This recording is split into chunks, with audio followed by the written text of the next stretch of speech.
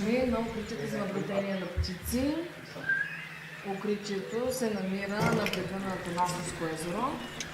Атанасовското езеро е хиперстомейно, водите му са свръхстомейни, разделено на две части, на южна и на северна. Ние в момента сме в южната част, която е защитена местност и която съвсем естествено се слива с целия град. Много специфично за езерото е, че птиците тук гнездят директно на земята, т.е. върху тези тесни дигички и общо взето място, където могат да гнездят, не е кой знае колко голямо. Имат много заплахи. Основните заплахи, които са в момента, примерно, е нивото на водата, където някой гнездят директно по земята.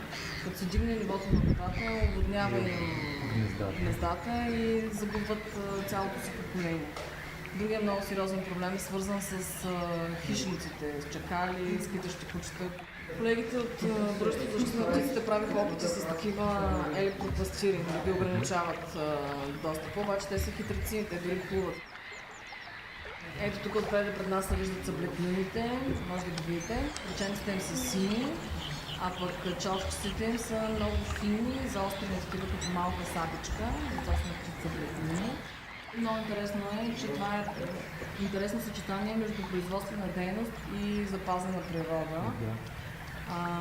Езерото е превърнато в солница преди повече от век и продължава да се добива сол в него. Във всеки един момент езерото, обитателите му са различни.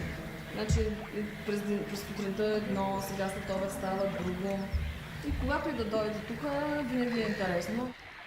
Сега тия родители, какви са вълнуват се, ще ги видите, носят рибки, хранят малките, но си не е страхотно.